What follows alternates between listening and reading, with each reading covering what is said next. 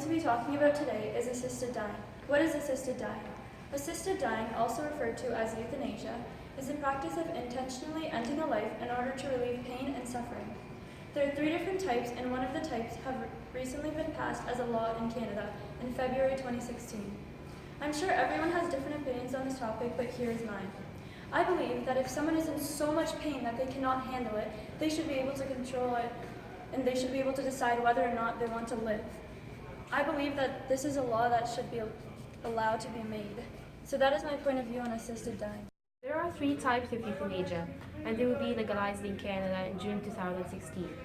First, euthanasia conducted with the consent of a patient is defined as voluntary euthanasia. Second, euthanasia conducted when the consent of a patient is unavailable is defined as non-voluntary euthanasia. And last, euthanasia conducted against the will of the patient is defined as involuntary euthanasia.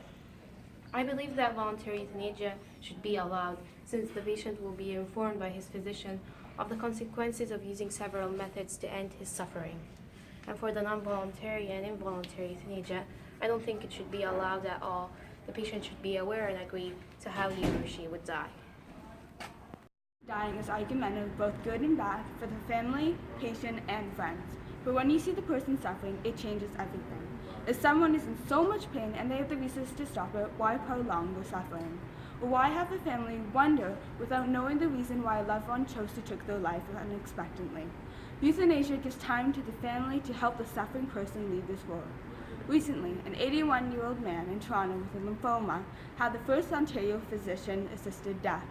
The patient, represented by AB for privacy reasons, stated in his eulogy, "This is a right of human dignity, and I am thankful that I no longer have to live under a cloud of stigma and shame that I feel as I slowly and painfully lose control."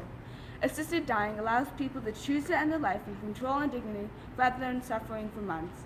This death has been sad because they've lost a loved one, but happy because they do not have to see their loved one suffer. Put yourself in the shoes of someone in a hospital bed with only 1 month left to live. You have chronic pain all over your body, and there is nothing your family members or friends can do but mourn you as your body weakens.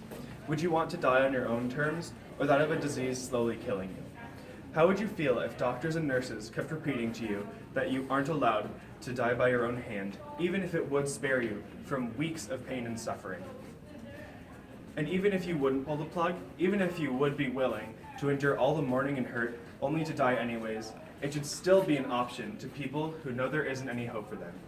The most important thing to consider is that some people want to have a say in when they die. It's important to consider that one person lying in a hospital bed with no other way out.